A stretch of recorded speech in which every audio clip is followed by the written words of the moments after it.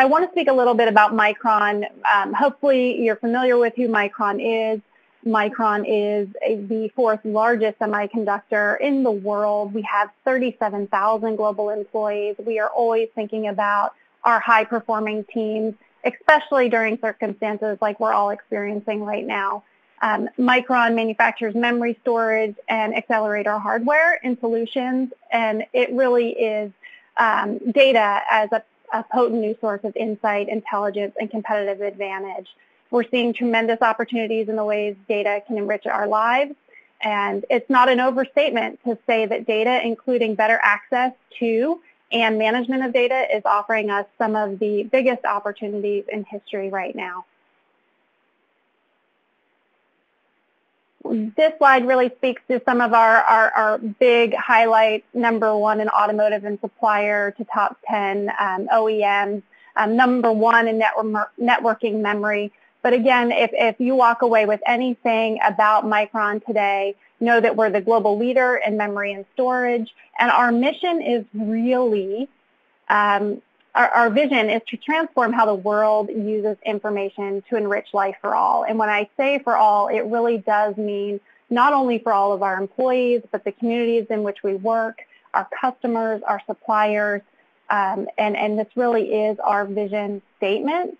And it really does apply to what we're talking about today with how do we plan for the next 10 years for those that work within Micron, those we're trying to attract to Micron, and those that currently partner with Micron.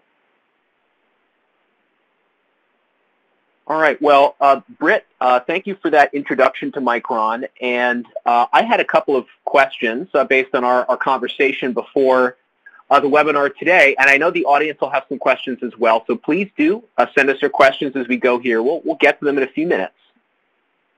But before we start with that, Britt, I did want to talk to you a little bit because we were both very interested in some of what Deloitte's research that David shared had found, and one of the things that they saw were looking at was global coordination and collaboration.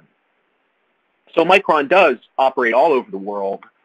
How do you work with your team to coordinate and collaborate on your work? Absolutely. That's a great question. Again, we're a very, very large global organization, and we rely heavily on the collaboration of all of our teammates. We have global sites and global time zones and global political environments that we're also managing in tandem and parallel to the work we're doing every day. We have a highly engaged team. We have engagement surveys. We are keeping a pulse on how our employees are doing all the time, especially now given these new challenges that we are facing as organizations and as an overall industry. But we really do work from wherever we are. And to that extent, I think we've learned a great deal about the COVID experience for our employees and our customers and suppliers. But we're also learning that performance doesn't need to change regardless of where you're working at the moment. And really, we are still doing a tremendous job as an organization and as a team championing our employees every day in many, many different ways and scenarios and keeping everybody at the ready. And we're seeing a very, very strong engagement from our team members and teammates right now. So that's so wonderful to hear, especially now that people stay engaged and motivated. I wanted to ask you about something that Deloitte found, which I think struck both of us. And that is related to the conversation around skills and capabilities, and in particular, the need for reskilling in the next several years. Deloitte had found that most organizations see a large need for reskilling, but only about 1 in 6 organizations reported that they understand the skills that they need or that they even expect to fund this kind of a transformation of their workforce skills.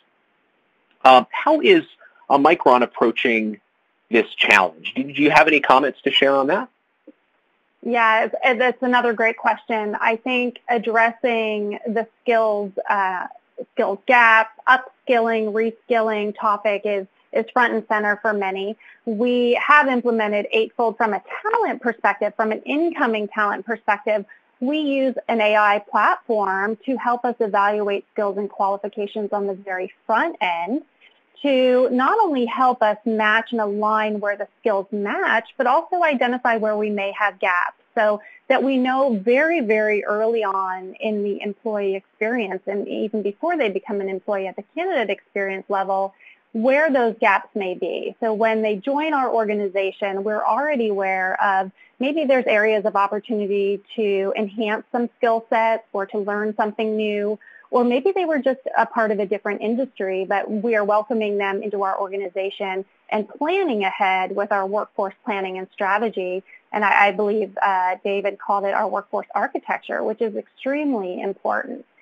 The other piece of it is addressing it for your existing employee population. And I think many organizations are using their internal resources. At Micron, we have a Digital Skills Academy, which is very exciting. We are also shifting to that real-time learning opportunity platform for our employees as well. What we know and what we see in the market is that people are learning all the time, and they are constantly upskilling, and they're doing it on their own. They're not waiting for their employer to ask them to go and obtain these new skill sets. They really are doing it on their own. And they're capturing that. You'll see that being added to their resumes and added to their profiles. So there's learning happening both inside of work to upskill and outside of work to upskill and reskill for talent. I think you just said two things that are really extraordinary because they strike me as so different from the way companies have often operated in the past. One is that your workers are motivated to upskill themselves rather than be pushed to learn new skills or take training by the organization. And second, I want to ask you about this. You mentioned that you're thinking about upskilling, you're thinking about future development of the employee even from the point of hire.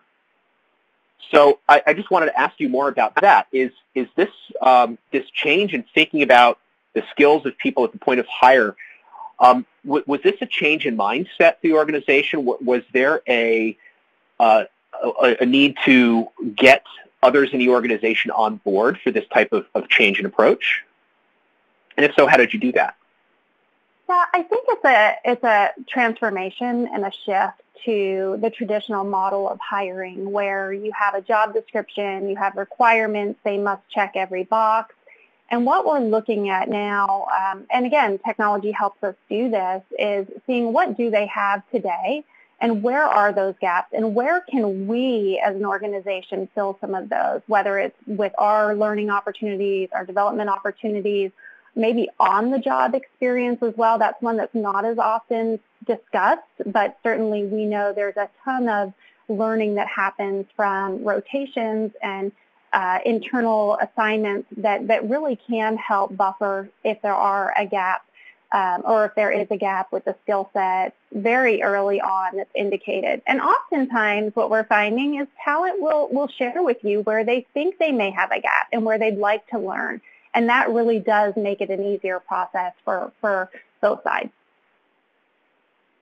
You just mentioned rotation programs, which are really interesting. And some organizations, some of you listening may or may not have a formal rotation program internally. But the research we just heard from David emphasized the value of something a little similar, which are internal talent marketplaces, places for employees to take on new challenges that may not require a full commitment in terms of their job title, their manager. It's a project. Britt, do you have any advice for HR leaders who are trying to make the case for deploying internal talent marketplaces or other strategies for rotations or internal mobility? Absolutely. I think right now we are all, and I speak, not just on behalf of Micron, but as a TA industry leader, that we are all looking for opportunities to engage our existing talent in a way that is different. Jobs have changed due to COVID. Experiences have changed. Circumstances have changed. And there's a lot of individuals raising their hand that now would be a great time to try something new. The goal for any large organization is to retain their talent, especially their high-performing top talent, and offer opportunities to try something different. I think many organizations are already doing it, whether they have a formal rotation program or not.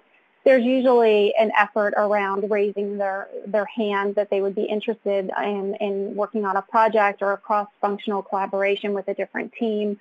I think at Micron we do a really good job of it. I think our size and our scalability also helps with internal opportunities, and it's one of the things that we really capture in our people promise as one of the key draws from a value proposition for talent joining Micron as well.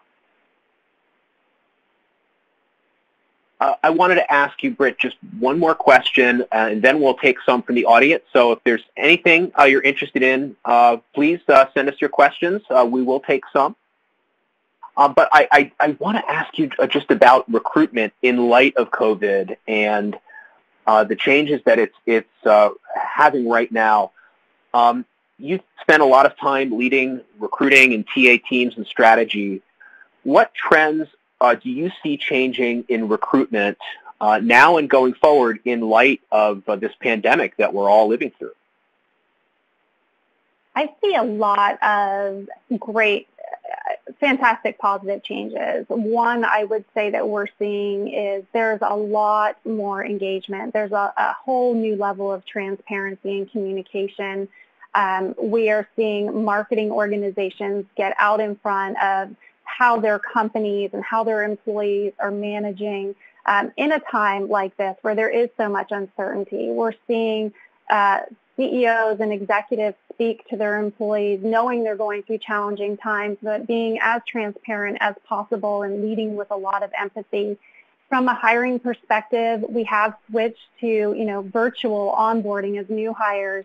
We're switching to virtual interviews, so there's no more racing around trying to interview with a company while you're still trying to do your existing role with your existing employer. We've seen a huge shift to what we're using to attract our talent. We have talent coming to us saying, we've seen what you're doing, we hear about it in the news, we see how involved you are in your communities, and they're reaching out to us. And I think we are experiencing a very, very different talent landscape now. We're also seeing a lot of transparency among talent acquisition orgs in general. They're helping each other. They're knowledge sharing. They're sharing ideas about what they're doing to reinforce that their teams stay engaged through all of these cyclical moments that we're all experiencing. And really, the industry as a whole is coming together from a talent. We do have some questions from the audience, and we welcome more. Please do jump in with your questions. We did get a couple of great questions here. I wanted to address this one first to David and Britt as well. And I don't want to read the question word for word, but I'll paraphrase. And the question is around attention among resilience and adaptability and efficiency. If you build your organization to be more adaptable, then it may be less efficient. And if you build your organization to be very efficient, it may be less resilient. So given this tension, how does talent management play a role maybe in managing this tension or even expanding the envelope, as you will, so that you can do more of all of it? I was kind of combining this question and the one regarding scenario planning in talent management. I think both of these areas are extremely important right now. I think we are looking at scenario planning from a talent management perspective. Certainly no one predicted we would be where we are today. I think we are absolutely looking at agility, ability, resilience, tenacity, the things that really are keeping us going through times which are so uncertain. But I also believe that those skills have a duration, right? And then we will get to a place where there is a little bit more certainty and there is a little bit more balance, and we'll be looking at measuring different skills for our talent. I think there's always a place for both. I think resiliency isn't only for companies that have been around for 10, 15, 30, 40 years. I think there's a lot of resiliency even within startup organizations that is being measured right now as well. You had mentioned scenario planning. We did get a question about this from the audience. Britt, do you see scenario planning playing a larger role in strategy for talent management or even for recruitment? Absolutely. I think, again, I assume we may be in a similar situation again in the future. And I think organizations that have now experienced what we have recently are doing some of that scenario planning. The if, so what happens if? Again, like I said, I don't think anybody was prepared for where we are today, but I think now those conversations are different. We are having different conversations as organizations, as industry thought leaders. We are all thinking through what if scenarios going forward for our talent, for the longevity of our talent, the skill sets of our talent, the expectations of our talent, being able to quickly pivot as a talent organization when needed. All of those are entering the discussion now. Career versus the new open career model. And I think really when we think about some of those things that really created so much structure, it created a negative impact as well. I think the structured career actually created a decrease in the tenure at companies where talent would leave so that they could create their new open career. They could explore new things without going through the structured model. I'm hoping that as we transform as a industry, as a talent industry and a people industry, that we start to really think about the employee owning that experience, the employee owning their career, and that we empower and work with them to create the career that they envision for themselves and for the company as a whole.